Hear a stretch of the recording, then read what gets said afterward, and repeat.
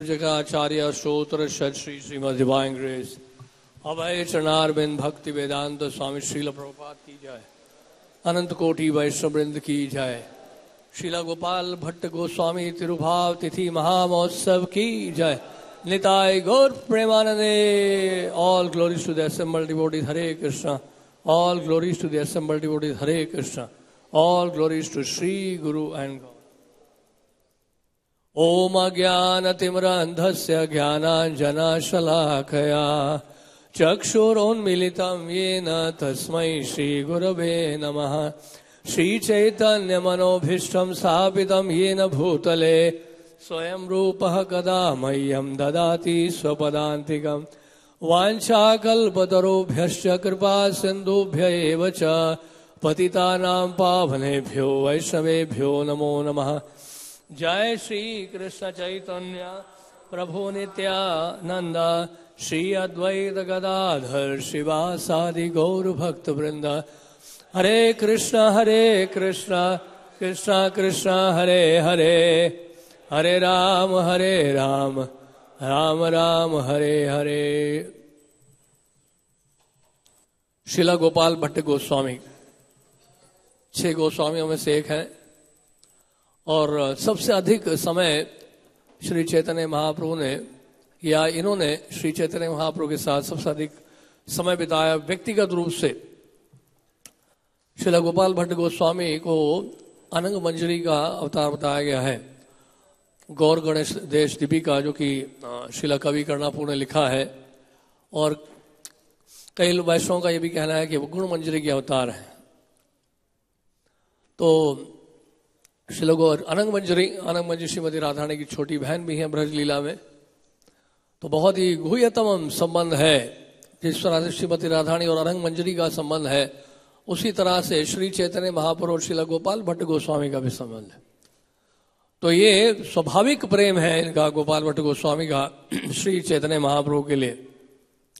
श्रीला कृष्णदास कविराज गोस्वामी ने चैतन्य चरितामृत में अपने शिक्षा गुरु का वर्णन किया है। शिक्षा गुरुओं का वर्णन करते हुए ये भी बताया कि श्रीला गोपाल भट्ट गोस्वामी भी उनके एक शिक्षा गुरु हैं। और इसी तरह से नरहरि चक्रवर्ती ठाकुर ने बताया है कि श्रीला गोपाल भट्ट गोस्वामी विनम्रता के कारण उन्होंने अपना नाम या अपने बारे में उनके बारे में बताने के लिए मना किया कृष्णदास कविराज गोस्वामी को कि मेरे बारे में आप कुछ ना लिखें।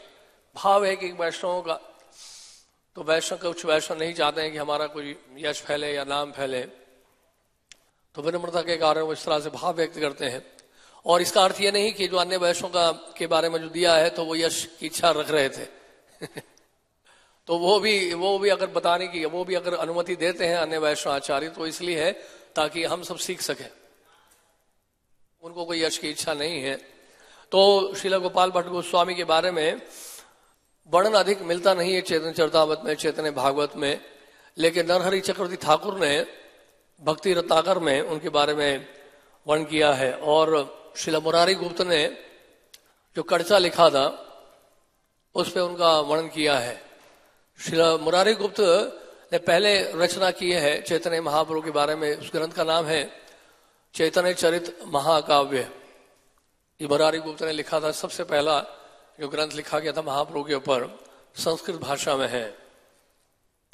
और उसके अतिरिक्त जो है मनोहर दास के नाम के एक वैष्णव थे जिन्होंने अनुराग बल्ली में भी उनके बारे में वर्णन किया है। और यदुनंदन आचार्य ने भी करुणानंद नामक पुस्तक में उनके बारे में वर्णन किया है। और नरोत्तम दास ठाकुर ने प्रेम विलास में भी उनके बारे में कुछ वर्णन किया है। तो ये कुछ वर्णन मिलता है। इन ग्रंथों के माध्यम से हम उनके बारे में कुछ बताने का प्रयास करेंगे।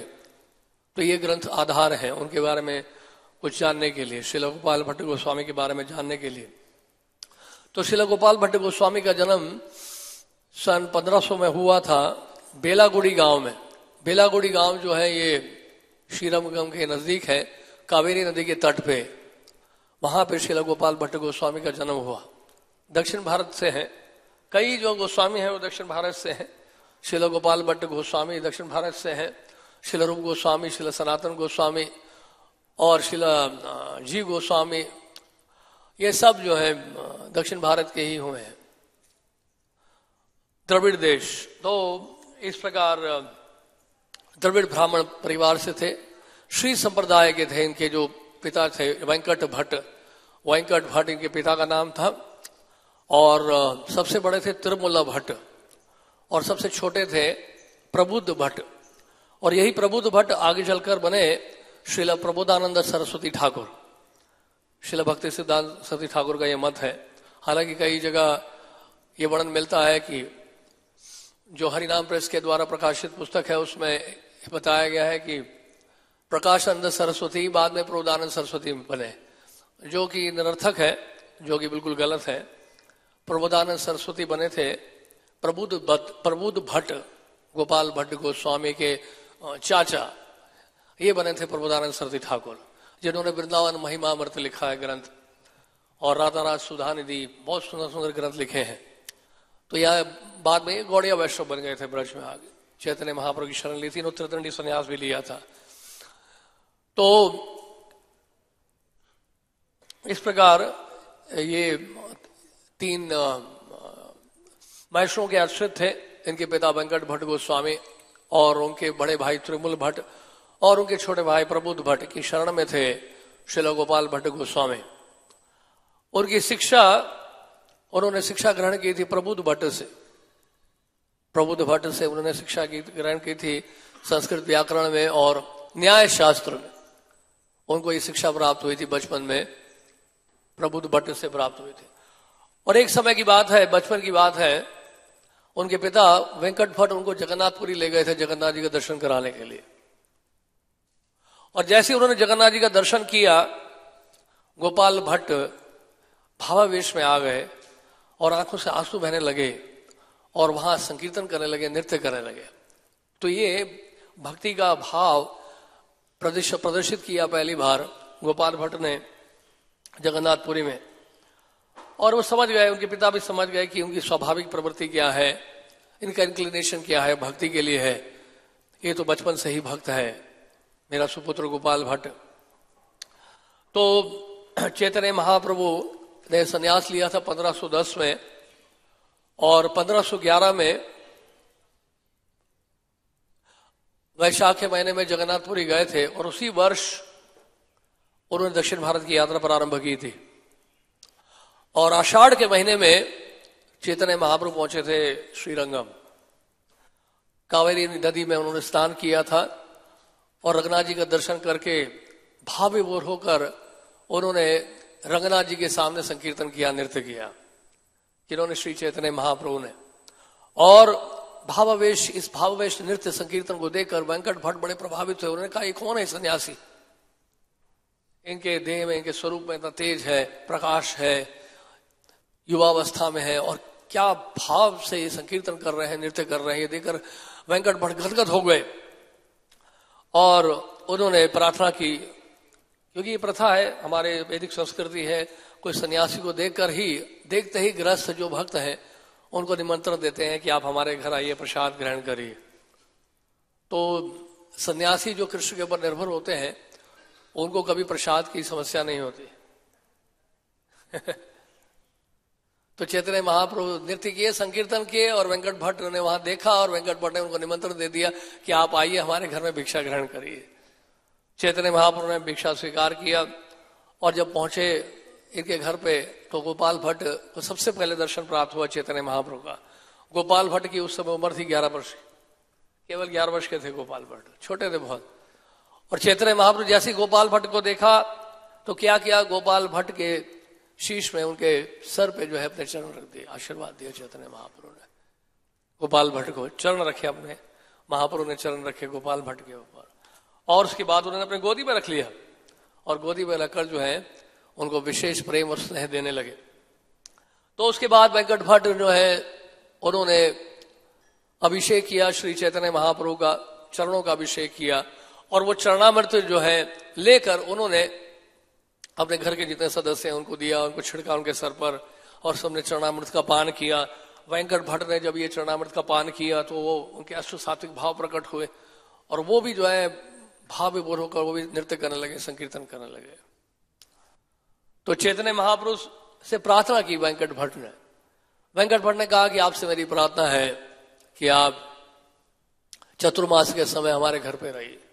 चतुर्मास से अभी भी चतुर्मास ही चल रहा है, तो आषाढ़ का महीना ही था उस समय भी। और चैतन्य महाप्रभु से आग्रह किया, अनुरोध किया उन्होंने कि आप हमारे घर पे रहिए और हमें कृष्ण कथा का लाभ दीजिए, हमें लाभान्वित कर दिए कृष्ण कथा से। तो चैतन्य महाप्रभु, क्योंकि सन्यासी के लिए अनुमति होती है कि वर्षा ऋतु में विशेष रूप से चतुर्मास के समय वो एक जगह रुकते हैं, उस समय यात्रा नहीं करते हैं, क्योंकि उस समय प्राचीन समय में सड़कें खराब थी, सड़कें थी नहीं, और जगह जगह कीचड़ होना, तो एक खतरा होता था यात्रा करने में। आजकल की तरह नहीं कि ट्रेन भी है, बस भी है, फ्लाइट भी है, तो आप यात्रा भी करते हैं तो सुरक्षित है। तो लेकिन उस समय ऐसा नहीं था। उस समय अगर आप जाएंगे भी, गाड़ी तो एक ही गाड़ी थी, वो थी बैलगाड़ी, और बैलगाड़ी इतनी कोई सुरक्षित नहीं थी कि बारिश हो, अगर बरसात होती थी इस तरह से नहीं कि बादल आते हैं घने घने और बरसात नहीं होती है कलयुग में, और हंस के चले जाते हैं। दिल्ली के लोगों को देखकर ये जो घने घने बादल हैं मुस्कुराते हैं, हंसते हैं और आगे निकल जाते हैं। लेकिन उस समय ऐसा नहीं था। अगर बादल आते थे और घने घने बादल होते थे, निश्चित रूप से बरसात होती थी, क्योंकि उस समय अधिकांश लोग यज्ञ करते थे, संकीर्तन करते थे या यज्ञ करते थे। तो यज्ञ का ही परिणाम था कि निर्धारित समय पर बरसात होती थी, और बरसात जो होती थी वो रात्रि के समय होती थी, और प्रातः काल जो है सूर्य उदय होता था। ये यज्ञ का फल, यज्ञ के जो द्वारा बरसात होती है, इस तरह से बरसात होती है। ऐसा नहीं कि हमेशा होती जा रही है बरसात, लेकिन वो बरसात से रास्ता सारा खराब हो जाता। तो चैतन्य महाप्रभु को ये मौका मिला वहां पे रहने का, या उनको मौका मिला चैतन्य महाप्रभु को अपने साथ अपने घर में वहां रहने का उनको मौका दिया। और चैतन्य महाप्रभु कृष्ण कथा करते थे प्रत्येक दिन, और प्रत्येक दिन चैतन्य महाप्रभु कभी कावेरी नदी में जाते थे और वहां जाके स्नान करते थे।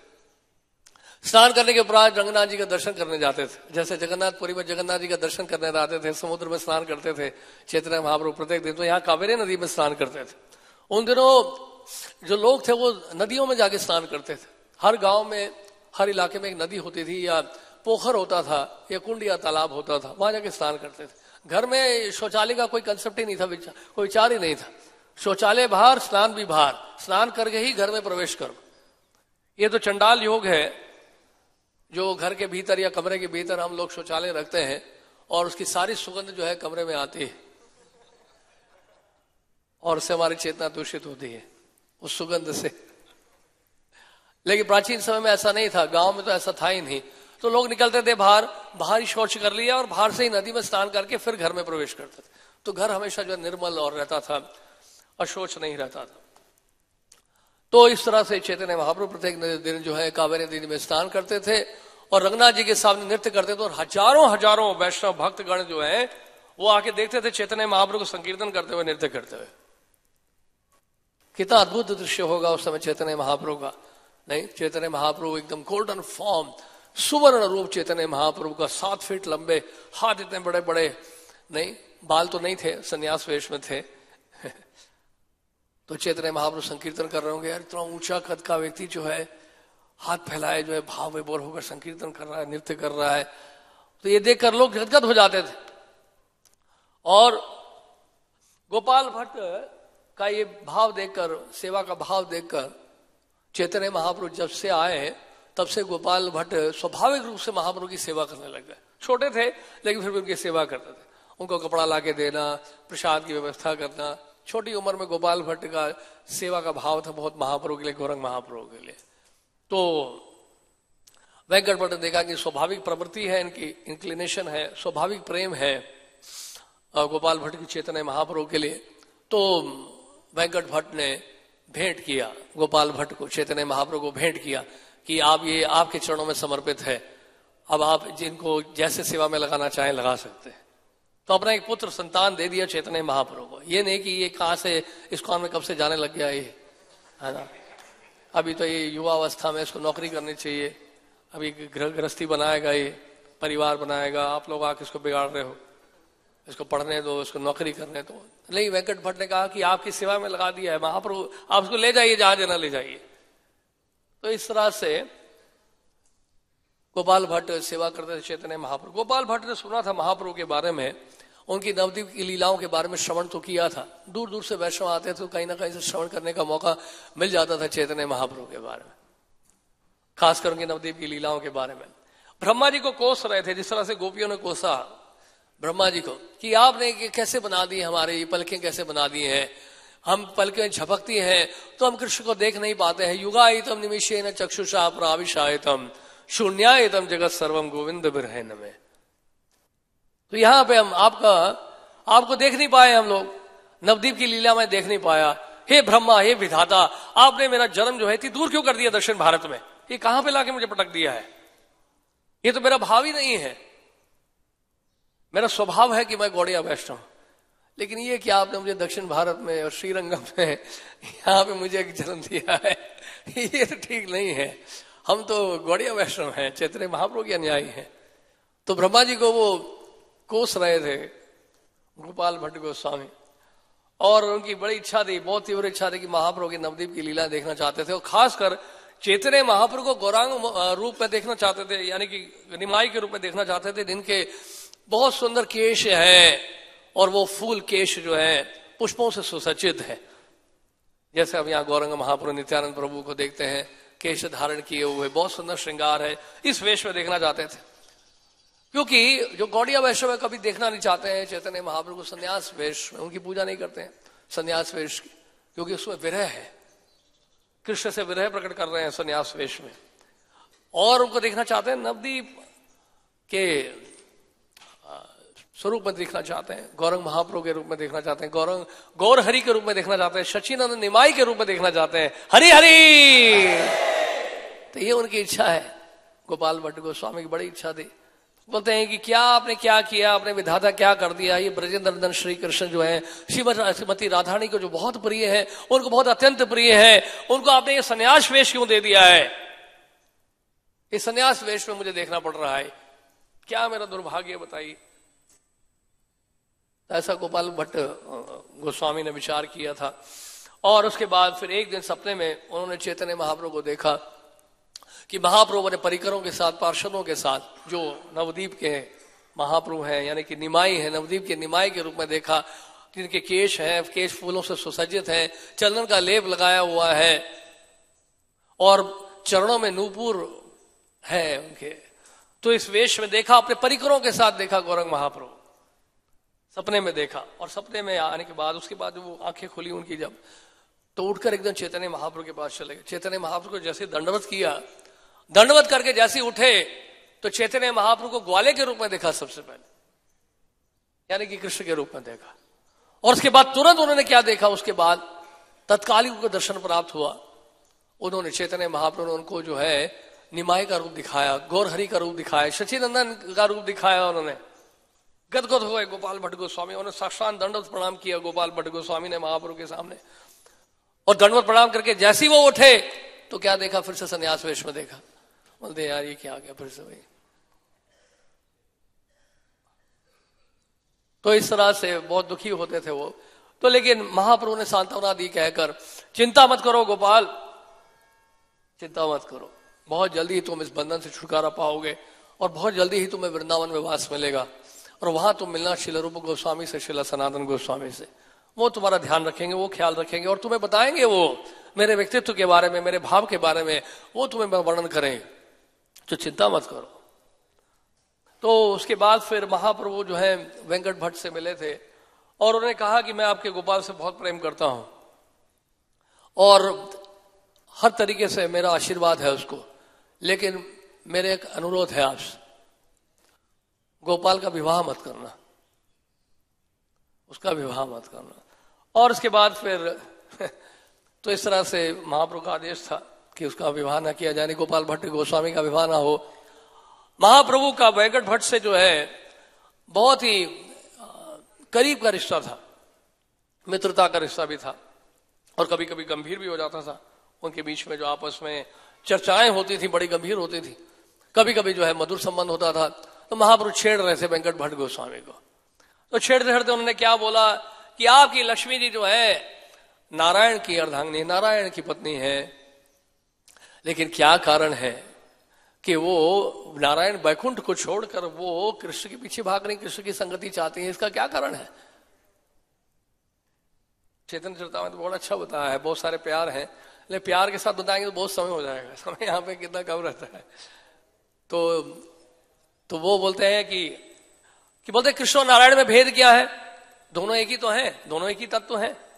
और जहां तक रासलीला की बात है, हाँ, ये रासलीला जो है आस्वादन करने हेतु है, आस्वादन करने के लिए है। अधिक आस्वादन करता है कोई रासलीला। कृष्ण की रासलीला बहुत मधुर है, स्वाभाविक है, कृष्ण से आकर्षित होते हैं।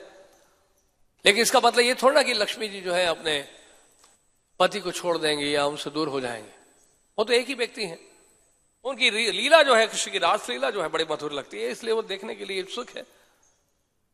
तो फिर महाप्रभु का ये बात तो सच है, लेकिन एक बात बताओ कि ये लक्ष्मी जी जो है बेलवन में तपस्या क्यों कर रही हैं? वहां उपवास क्यों रखती हैं? कुछ खाते पीते नहीं है, और कई सैकड़ों हजारों वर्ष से वहां तपस्या कर रही हैं। अब भी उनको ब्रज में प्रवेश नहीं मिल रहा है, लीला में प्रवेश क्यों नहीं मिल रहा है? क्या कारण है इसका? श्रुतिचारी गोपियां जो है उनको तो प्रवेश मिल गया, लेकिन लक्ष्मी जी को क्यों नहीं प्रवेश मिला अभी तक? क्या कारण है? चैतन्य महाप्रभु पूछ रहे हैं। तो गोपाल भट्ट गोस्वामी कहते हैं मेरी बुद्धि यहां काम नहीं कर रही, मेरी बुद्धि यहां काम नहीं करते हैं, क्योंकि कृष्ण की जो लीलाएं हैं वो सागर के समान है, महासागर के समान है, असीमित है, और मैं इस सीमित बुद्धि से नहीं समझ पाता हूं कृष्ण की लीलाओं को। कृष्ण की लीलाओं को समझने के लिए तो कृष्ण की कृपा चाहिए। तो इस तरह से चैतन्य महाप्रभु को कह रहे हैं, वेंकट भट्ट कह रहे हैं। महाप्रभु हंसने लगे और कहने लगे कि देखिए कृष्ण जो है सर्व आकर्षक है, सबको आकर्षित करते हैं, लेकिन याद रहे कि उनको वही प्राप्त कर सकता है जो ब्रज भाव में है। ऐश्वर्य के भाव से जो है कृष्ण को नहीं प्राप्त किया जा सकता। किसी ने पूछा था प्रभुपाद से कि Prabhupada, in Nectar of Devotion it is mentioned that if you want to attain Krishna in Vrindavan you have to take shelter of the resident of Vrindavan. So how we can practice this? समझा? एक शिष्य ने पूछा प्रभुपाद जी से कि कृष्ण को अगर पाना है, वृंदावन की कृष्ण को पाना है तो कैसे पाए? हम तो वैदिक भक्ति कर रहे हैं। श्रील रूप गोस्वामी तो लिखते हैं कि वृंदावन वासी के अनुगत होना पड़ेगा। तो प्रभुपाद ने जानते क्या आंसर दिया? प्रभुपाद ने कहा I am a resident of Vrindavan, you follow me. Hari Hari, कितना देखिए सरल आंसर दिया है, सिंपल एंड ब्लंट आंसर, कोई कंफ्यूजन नहीं है, कोई डाउट नहीं है, एक ही आंसर में सारा खत्म कर दिया संशय। तो इसलिए ये पढ़कर जो है हम लोग मार्ग से भटकना शुरू हो जाए। जो चैतन्य महाप्रभु ने कहा है सिद्धांत तो सिद्धांत है, सिद्धांत नहीं बदलेगा। सिद्धांत तो यही है कि गोपियों के अनुगत होना है, ब्रजवासियों के अनुगत होना है, ये बिल्कुल सिद्धांत है, ये गलत नहीं है। शास्त्र गलत नहीं बोलेगा कभी, लेकिन उस शास्त्र की शिक्षाओं को कैसे अपने जीवन में उतारें, एक साधक को कैसे सीखना है, जो खासकर श्रील प्रभुपाद जी की शरण में है, उनके अनुयायियों की शरण में, वो सीखना पड़ेगा हमें कि कैसे अनुगत होना है। तो ये तो यहाँ पे चैतन्य महाप्रभु कह रहे हैं कि आपकी जो लक्ष्मी जी हैं बहुत तपस्या कर रही हैं, बहुत साधना कर रही हैं, उपवास कर रही हैं, बेलवन में जाके तपस्या कर रही हैं, वृंदावन में क्यों प्रवेश नहीं मिल रहा उनको अभी तक, यानी कि लीलाओं में प्रवेश क्यों नहीं मिल रहा है, क्या कारण है इसका? तो इस तरह से चैतन्य महाप्रभु समझा रहे हैं कि जब तक कोई ब्रज भाव को विकसित नहीं कर लेगा तब तक कृष्ण को नहीं पा सकता है। और ये ब्रजवासी क्या करते हैं, उनके कंधे पर चढ़ जाते हैं, उनके साथ खेलते हैं, कबड्डी खेलते हैं, मुर्गा बनाते हैं, उनको उखल से बांध देते हैं, और कोई उनके प्रेमी के रूप में उनकी सेवा करता है, गोपियां जैसे हैं, कोई सखा के रूप में उनकी सेवा कर रहा है। ग्वाल बाल भी है, गाय है, गोचारण के लिए कृष्ण जाते हैं, नहीं, गायों का संबंध है उनके साथ, और वृक्षों का भी संबंध है, प्रत्येक जीव का वहां कृष्ण के साथ संबंध है, प्रेम का संबंध है सबका ब्रज में। ऐश्वर्य का भाव नहीं है, भगवत्ता का भाव नहीं है, कृष्ण को कोई भगवान के रूप में नहीं जानता है ब्रज में। यह अर्थ है इसका। ज्ञान कर्मार्यनावृतम अनुकूलेन कृष्णानुशीलनम भक्तिरोत्तमा। ज्ञान का आवरण नहीं है, श्री रूप गोस्वामी कहते हैं, वहां कोई ज्ञान का आवरण, या इस तरह का ज्ञान भी नहीं है, दिव्य ज्ञान भी नहीं है कि कृष्ण भगवान है। तो वहां पे तो प्रत्येक घर में जो लोग ब्रजवासी हैं वो विष्णु की पूजा करते हैं, कृष्ण की कौन पूजा करता है? वहां कृष्ण के साथ तो खेलते हैं, कृष्ण के साथ कृष्ण को डांटते हैं, कृष्ण को जो है उखल से बांधते हैं। तो हमारे जो कृष्ण है वो भगवान नहीं है ब्रज में, उनके लिए, ब्रजवासियों के लिए। तो इस तरह से जैसे कि बड़ा अच्छा बताया एक श्लोक में श्रीमद् भागवत के, नायम सुखापो भगवान, इस श्लोक में वर्णन आया है कि कृष्ण जो है उनकी अनुभूति, उनका साक्षात्कार केवल भक्तों के द्वारा होता है, ज्ञानियों के द्वारा नहीं होता है, ब्रह्मा जी के द्वारा नहीं होता है, लक्ष्मी जी के द्वारा नहीं होता है, शिव जी के द्वारा नहीं होता है। यानी कि जो कृष्ण को समझना चाहते हैं तो वो कैसे समझेंगे, ब्रज के भाव में समझ पाएंगे।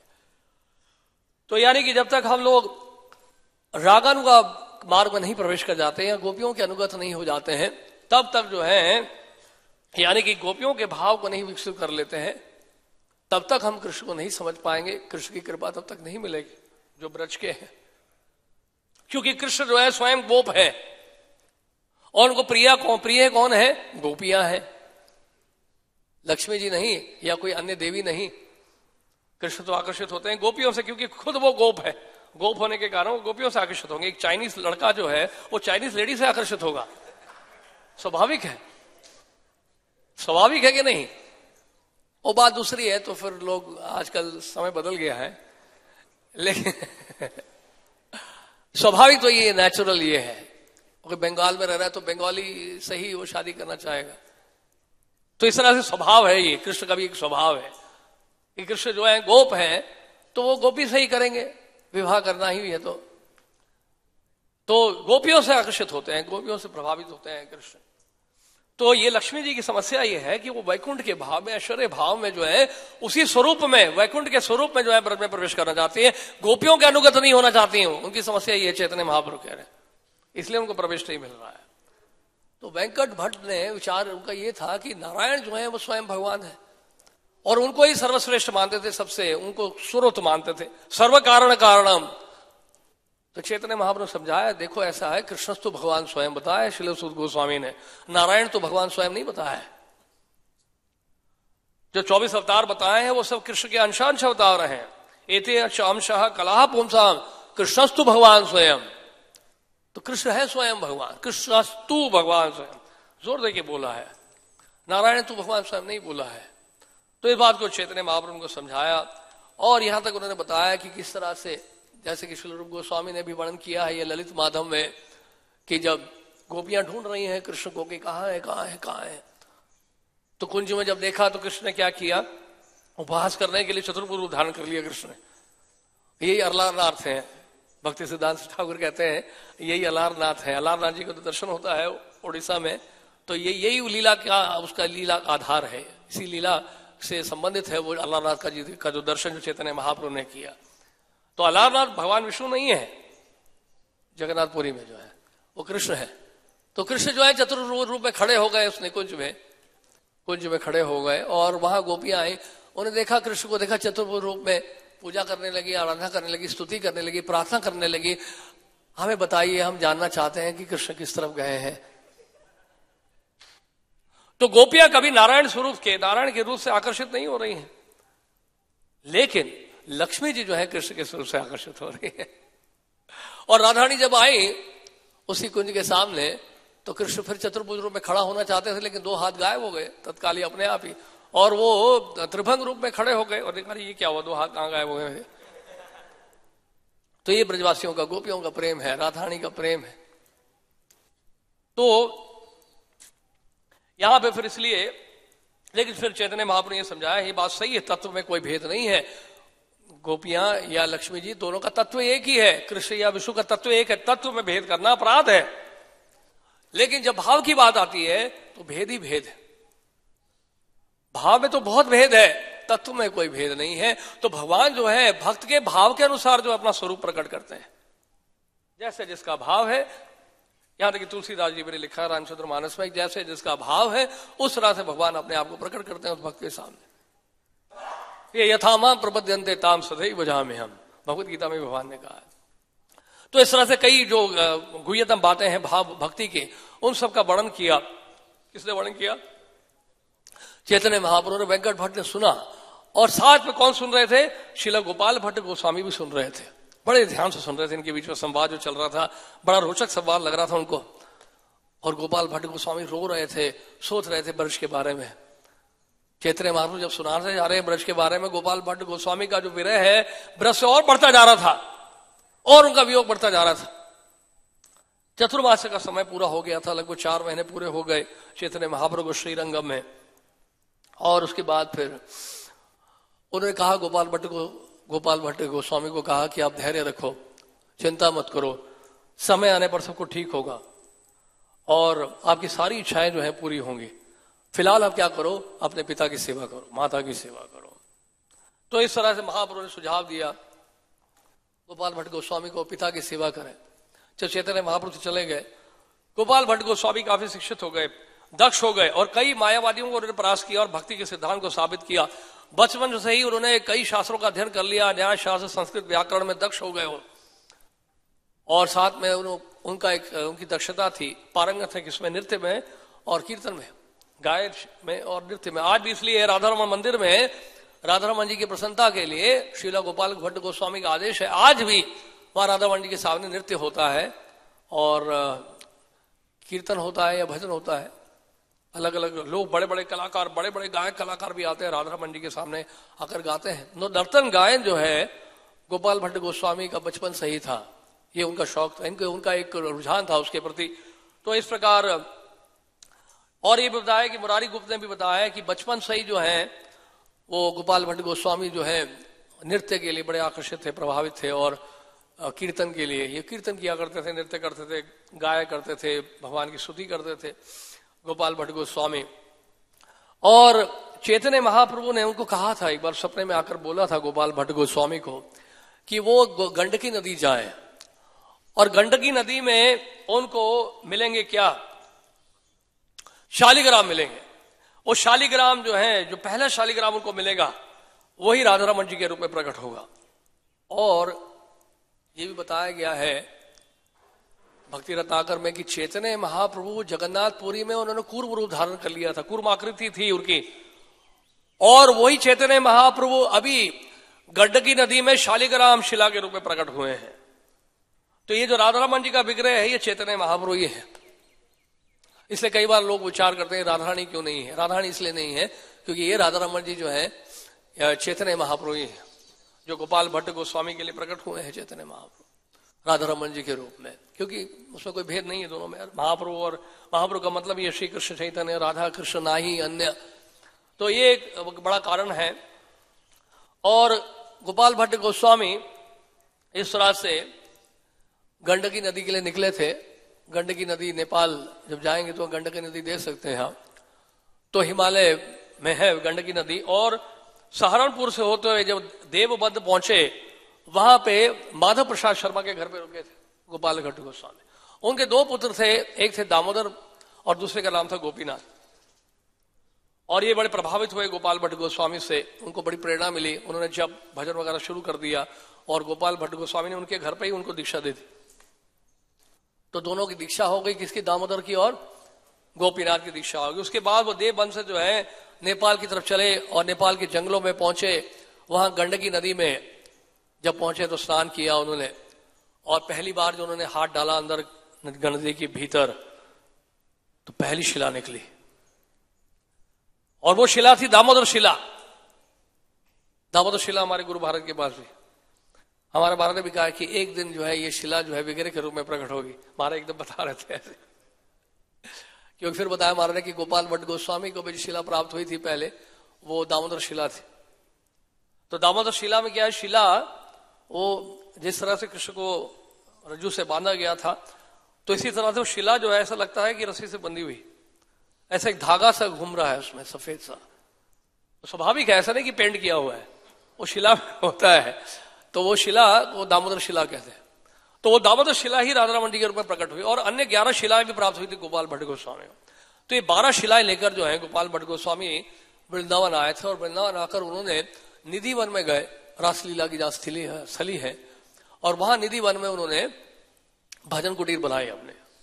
और इन्होंने राधारमण जी के जो शालिग्राम शिला जो है वो उन्होंने पिटारी में रखकर उसको एक पेड़ की टहनी में लटका दिया, और वहीं बैठ के भजन करते थे अपना।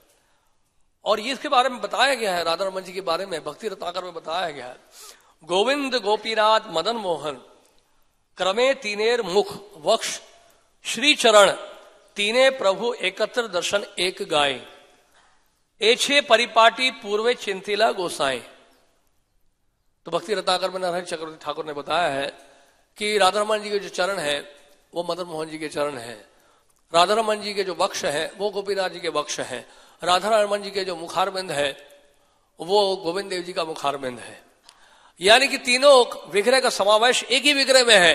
राधा रमन जी का आप दर्शन कर रहे हैं तो साक्षात श्री कृष्ण का दर्शन कर रहे हैं आप, क्योंकि महाराज वज्र नाम ने कृष्ण को देखा नहीं था, उनके बारे में सुना था। किसी सुना उनके मुखारबिंद के बारे में तो गोविंद देव जी का विग्रह बनवा दिया, किसी से उन्होंने सुना चरणों के बारे में तो मदन मोहन जी का जब विग्रह बनाया तो उनके चरण, मदन मोहन जी के चरण जो है कृष्ण के चरण जैसे बना दिए। किसी से उन्होंने सुना कि उनके वक्ष के बारे में सुना तो जो गोपीनाथ जी का विग्रह बनवाया तो गोपीनाथ जी का विग्रह जो है उनके वक्ष कृष्ण के तुल्य बनाए। लेकिन जब आप राधा रमन जी का दर्शन कर लेते हैं तो साक्षात श्री कृष्ण का दर्शन कर रहे हैं। श्री कृष्ण कैसे दिखते हैं? देखने में जैसे राधा रमन जी दिखते हैं। तो राधा रमन जी का विग्रह जो है बहुत सुंदर है। तो एक दिन की बात है, एक धनी व्यक्ति आया वृंदावन में। उन दिनों धनी व्यक्ति लोग आते थे, वो देखते थे कि कहाँ पे मंदिर नहीं बना है या किसके पास जो है श्रृंगार का सामान नहीं है, तो ये सब वो भेंट करते थे, दान करते थे। तो एक धनी व्यक्ति आया और उसने जो है आभूषण दिए, श्रृंगार के कई सामान दिए, वस्त्र दिए, विग्रह जो थे वहां पे मदन मोहन जी के लिए और कई विग्रह जो वहां पे थे। लेकिन हुआ क्या, गोपाल भट्ट गोस्वामी को पता था कि एक व्यापारी आया है, बहुत बड़ा धनी व्यक्ति आया है और वो श्रृंगार के लिए वस्त्र दे रहा है, आभूषण दे रहा है। तो वो रोने लग गए, काश ऐसा होता कि एक दिन ये शालिग्राम शिला भी राधा रमन जी के रूप में प्रकट हो जाए और मैं भी इनका श्रृंगार कर पाऊं। रोते रोते इस तरह से प्रार्थना कर रहे थे, भजन कर रहे थे। 1542 वैशाख पूर्णिमा के दिन प्रातः काल में जब उन्होंने पिटारी खोली शिला का दर्शन करने के लिए तो एकदम से तत्काल ही उसी समय राधा रमन जी के रूप में विग्रह के रूप में प्रकट हो गए। हरि हरि। और ये राधा रमन जी का विग्रह जो है बड़ा ही अद्भुत है। आप देखेंगे उंगलियां सारी बिल्कुल अलग अलग है। सामान्य रूप से जो विग्रह होते हैं उसमें उंगलियां सारी चिपकी होती हैं, लेकिन राधा रमन जी का विग्रह सारी उंगलियां अलग अलग है। ऐसा लगता है बड़ी बारीकी से बनाया गया है। और विग्रहता जो है इतना मुलायम है, जैसे कोमल है, एक जैसे बच्चे का शरीर होता है। और कई बार अनुभूति हुई है पुजारियों को जब वो राधा रमन जी की सेवा करते हैं, शयन के समय उनके चरणों का स्पर्श करते हैं, चरणों को मसाज करते हैं, मालिश करते हैं, चरणों की मालिश करते हैं, तो कई बार उनकी अनुभूति होती है कि वो त्वचा से स्पर्श कर रहे हैं, त्वचा का स्पर्श कर रहे हैं। ऐसी अनुभूति होती है पुजारियों को। तो आभूषण जो है, फिर वो व्यापारी आया दोबारा अगले साल, तो व्यापारी ने फिर राधा रमन जी के लिए बहुत सारे आभूषण दिए, श्रृंगार का सामान दिया, वस्त्र दिए। और आप एक आभूषण देख सकते हैं आज के दिन भी राधा रमन जी के विग्रह में, जो रोज ये मुकुट आपने देखा राधा रमन जी का मुकुट, वो मुकुट आपको लगेगा रोज एक ही मुकुट पहना रहे हैं। वो मुकुट जो है जो राधा रमन जी को पहनाया जाता है और वो मुकुट उस व्यापारी के द्वारा दिया गया था। तो आज भी राधा रमन जी को वो मुकुट पहनाया जाता है। जो ऐसी इस तरह का मुकुट देखा आपने राधा रमन जी के सर पे है, वो उस व्यापारी ने दिया था, जो आज भी राधा रमन जी को पहनाया जाता है। तो इस तरह गोपाल भट्ट गोस्वामी जो है बहुत ही भाव विभोर हो गए, आंखों से आंसू बहने लगे, क्रंदन करने लगे और स्तुति करने लगे, कीर्तन करने लगे राधा रमन जी की प्रसन्नता के लिए। और इस तरह से ये बात सच हुई कि चैतन्य महाप्रभु ही स्वयं जो है राधा रमन जी के रूप में आए गोपाल भट्ट गोस्वामी के सामने। तो रूप गोस्वामी सनातन गोस्वामी, श्रील रूप गोस्वामी सनातन गोस्वामी ने कोई शिष्य नहीं बनाए थे। अधिक कोई कोई शिष्य, खास कोई शिष्य नहीं थे उनके, होंगे एक दो, क्योंकि कोई अधिक शिष्य थे नहीं उनके। और उसके अलावा श्रील जी गोस्वामी की उम्र बड़ी छोटी थी।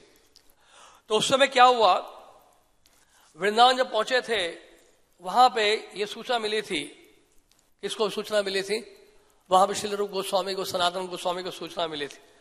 सूचना ये मिली थी कि गोपाल भट्ट गोस्वामी जो है वृंदावन आ गए हैं। और ये समाचार जो है पूरे वैष्णव समाज को सबको पता लग गया था। वृंदावन में जितने बड़े बड़े वैष्णव थे सबको ये सूचना मिल गई थी कि गोपाल भट्ट आ चुके हैं। रूप गोस्वामी सनातन गोस्वामी ने उनका स्वागत किया। और उस समय रूप गोस्वामी ने एक चिट्ठी लिखी थी चैतन्य महाप्रभु को कि यहाँ गोपाल भट्ट गोस्वामी जो है आ चुके हैं, वृंदावन आ चुके हैं। क्योंकि उस समय क्या होता था, किसी को भेजना वृंदावन से जगन्नाथपुरी बहुत महंगा पड़ता है। कोई चिट्ठी भेजने का कोई ईमेल सिस्टम तो था नहीं। आजकल तो बटन दबाइए एकदम से मेल हो जाता है, या चिट्ठी कोरियर में चली जाती है। उस समय ना कोरियर का सिस्टम था, ना कोई ट्रेन था, ना कोई प्लेन था, कुछ भी नहीं था। तो किसी व्यक्ति को भेजना पड़ता था, या तो कबूतर से भेजो, लेकिन कबूतर से भेजना इतना सेफ नहीं, कहीं गिर जाए, मुंह से गिर जाए उसके। तो भेजा जाता था किसके द्वारा, किसी व्यक्ति के द्वारा। अगर महत्वपूर्ण संदेश होता था, वो संदेश लेके जाना पड़ता था इतनी दूर चल के। तो ये संदेश पहुंचाया गया, क्योंकि ये संदेश इतना महत्वपूर्ण था कि गोपाल भट्ट गोस्वामी आ गए हैं, ब्रज में आ गए हैं, और ये संदेश भिजवाया गया था। और चैतन्य महाप्रभु जब पढ़ा उसको संदेश को कि वो आ गए हैं, गोपाल भट्ट गोस्वामी आ गए, तो उन्होंने चिट्ठी लिखी श्रील रूप गोस्वामी को, अपनी प्रसन्नता प्रकट की, और साथ में उन्होंने डोर कोपिन, बहिर्वास और साथ में आसन, 3 चीजें भेजी गोपाल भट्ट गोस्वामी के लिए। तो श्रील रूप गोस्वामी सनातन गोस्वामी ने कहा, आसन आपके लिए भेजा है, इसको आप स्वीकार करिए, उसमें बैठिए। उन्होंने विनम्रता पूर्वक, नहीं मैं बैठने का योग्य नहीं हूं, मेरा अधिकार नहीं है, नहीं। उन्होंने कहा कि आसन भेजने का मतलब ये है, चैतन्य महाप्रभु आपको ये बताना चाहते हैं कि आपके लिए कमांड है, आपके लिए ऑर्डर है, आपके लिए आज्ञा है कि आपको दीक्षा देनी होगी।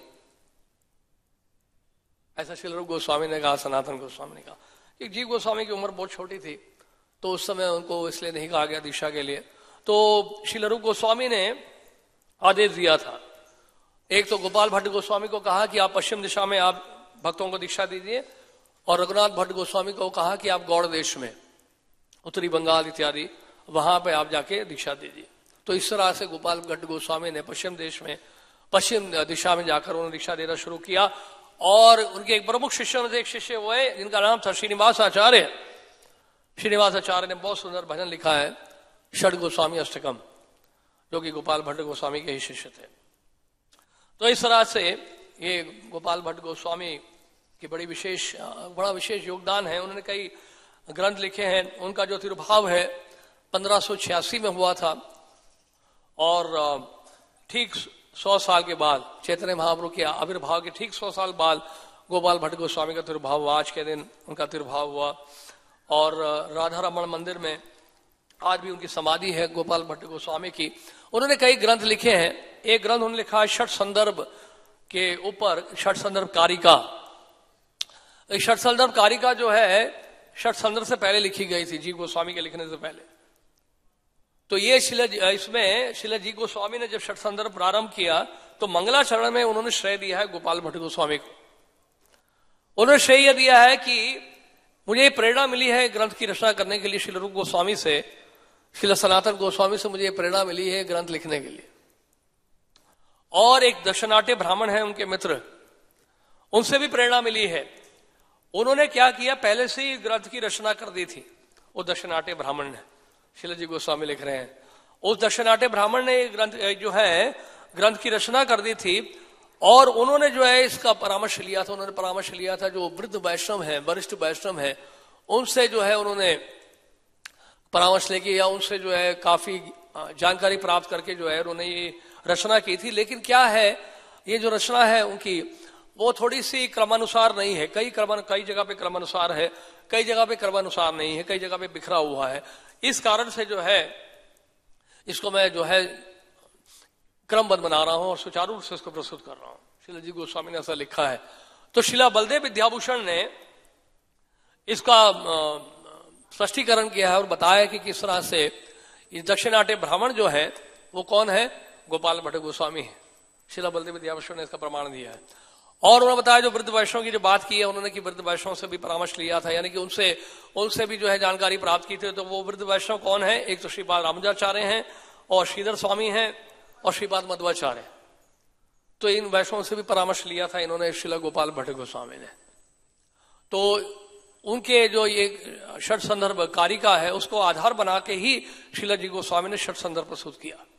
और दूसरा ग्रंथ उन्होंने लिखा था षट क्रिया सार दीपिका, जिसमें संस्कारों के बारे में बताया गया है, जैसे उपनयन संस्कार हैं, विवाह संस्कार हैं, और जो कि हरि भक्ति विलास में नहीं दिया गया है। तो ये गोपाल भट्ट गोस्वामी के द्वारा लिखा गया। और एक ग्रंथ लिखा संस्कार दीपिका। संस्कार दीपिका में वैष्णव वेश के बारे में दिया गया है, जैसे बाबाजी वेश कहते हैं जिसको, तो वेश धारण का वैष्णव भेग जिसको कहा जाता है। बाबाजी शब्द तो बहुत बाद में आया है। जो जिस तरह का जो वर्णन है गोपाल भट्ट गोस्वामी ने दिया है वो है वैष्णव भेग या वैष्णव वेश या फिर सन्यास के बारे में जो बताया गया है कि सन्यास वेश कैसे लेना चाहिए, उसके लिए क्या क्या विधि विधान है, और संन्यास आश्रम के बारे में बताया है कि गृहस्थ आश्रम के नियम क्या है, संन्यास आश्रम के नियम क्या है, और कोई अवधूत बन जाता है परमहंस की स्थिति में तो वो किस तरह से होता है। तो इसके बारे में काफी जानकारी उन्होंने दी है। और इसके अलावा कृष्ण कर्णामृत के ऊपर भी उन्होंने एक टीका लिखी, उस टीका का नाम है कृष्ण वल्लभ। कृष्ण वल्लभ जिसका वर्णन आता है भक्ति रत्नाकर में, नरहरि चक्रवर्ती ठाकुर ने इसके बारे में लिखा है। तो ये कुछ था श्रील गोपाल भट्ट गोस्वामी के बारे में जो हमने संक्षेप में वर्णन किया है। और थोड़ा सा समय है इसलिए हम सोच रहे हैं कि जहां तक हो सके षट गोस्वामी अष्टम गाएंगे 9 बजे तक, उसके बाद फिर रोक देंगे।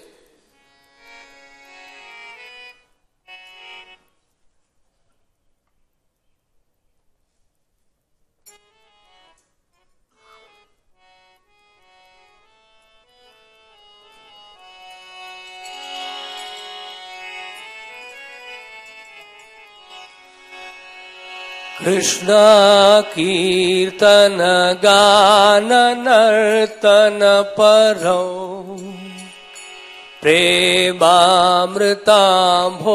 निधि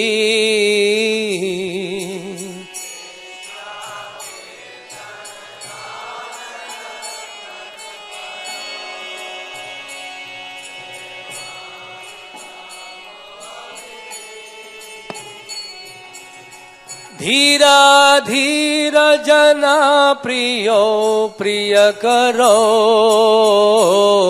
निर्मत्सरो पूजितो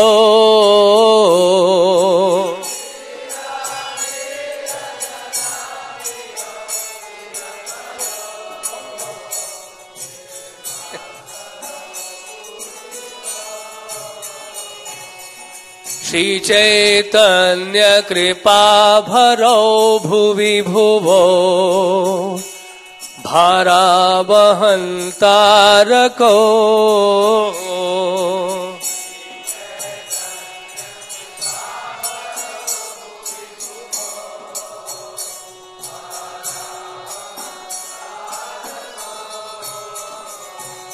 वंदे रूप सनातनो रघुयुगो श्रीजीव गोपालको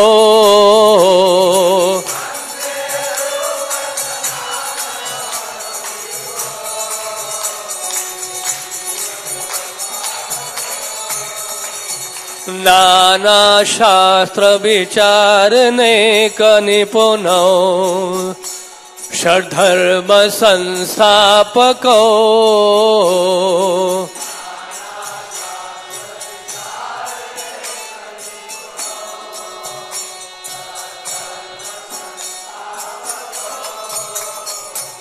लोकानां हितकारिणो त्रिभुवने मान्यो शरण्याकरो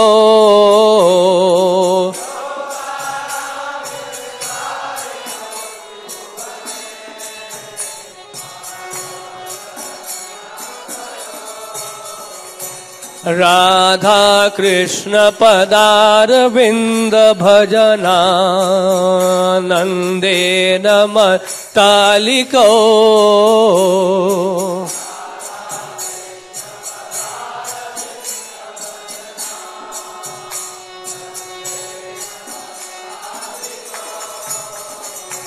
वंदे रूप सनातनो रघुयुगो श्रीजीव गोपालको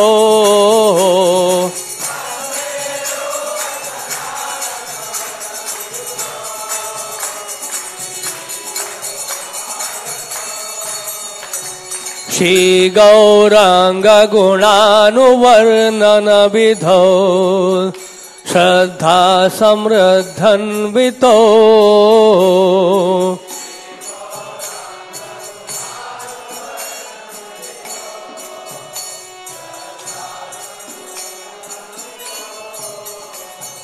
पापोताप निकृन्तनो तनुभृता गोविंद गानामृतै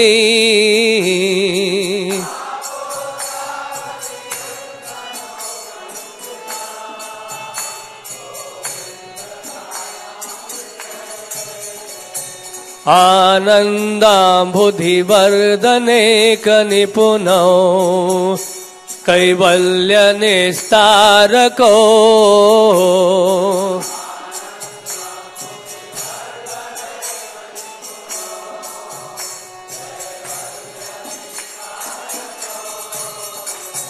वन्दे रूप सनातनौ रघुयुगो श्रीजीव गोपालको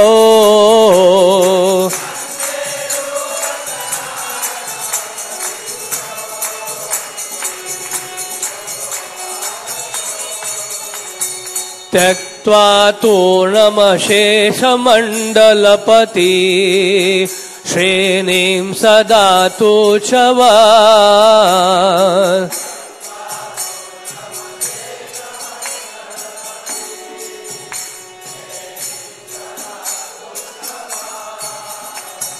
भूत्वा दीनगणेशकौ करुणया कौपीनकण्ठाश्रितो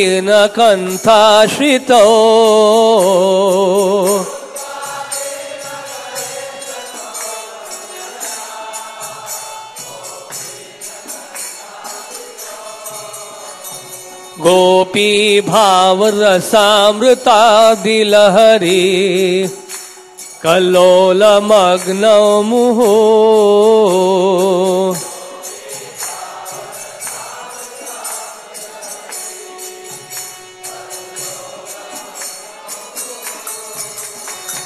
वन्दे रूप सनातनौ रघुयुगो श्रीजीव गोपालको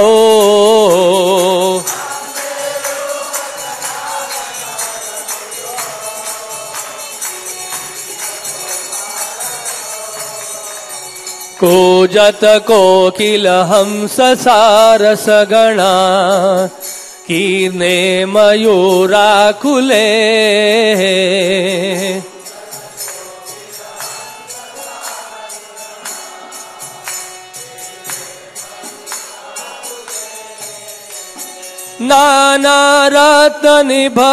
नानारत्ननिबद्धमूलविटप श्रीयुक्त वृंदावने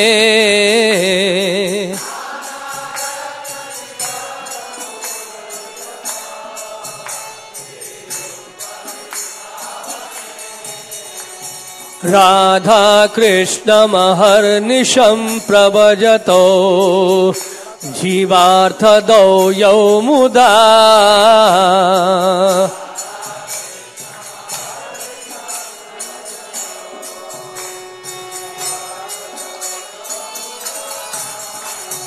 वन्दे रूप सनातनौ रघुयुगो श्रीजीव गोपालको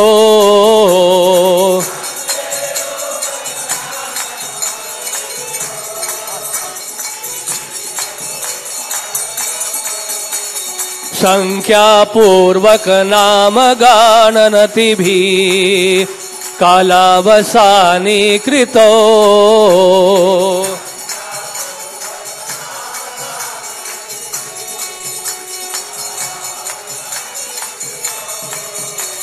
निद्राहार विहार कादि विजितो चात्यंत दीनौ च यो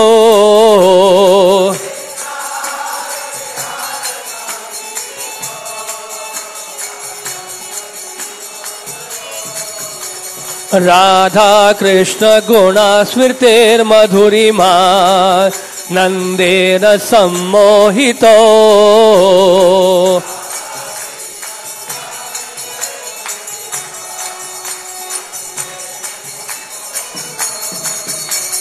वंदे रूप सनातनौ रघुयुगो श्रीजीव गोपालको वंदे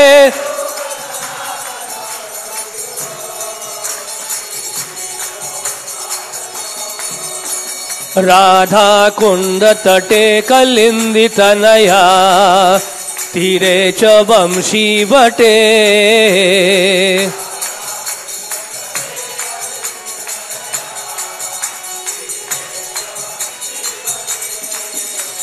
प्रेमोन्मादवशादशेष दशया ग्रस्तौ प्रमत्तौ सदा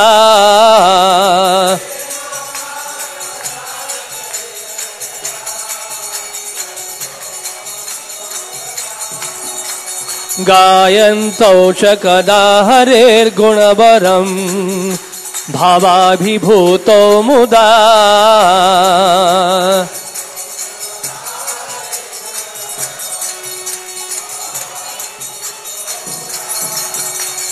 वन्दे रूप सनातनौ रघुयुग श्रीजीव गोपालकौ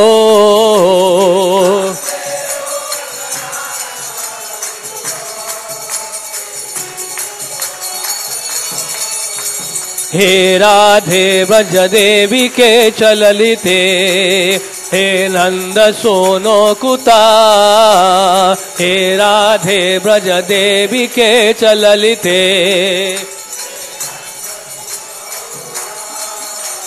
श्री गोवर्धन कल्प पाद पतले कालिंदी वने कुता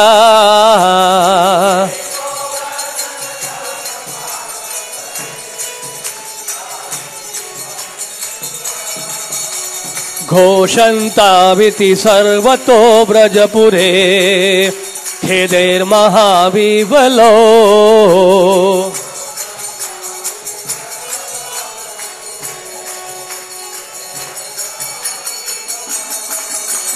वन्दे रूप सनातनौ रघुयुगो श्रीजीव गोपालकौ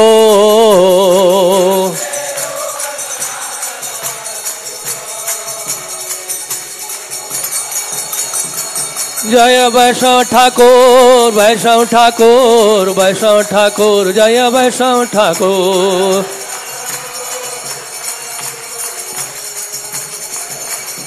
हरि बोल हरि बोल हरि बोल गौर हरि बोल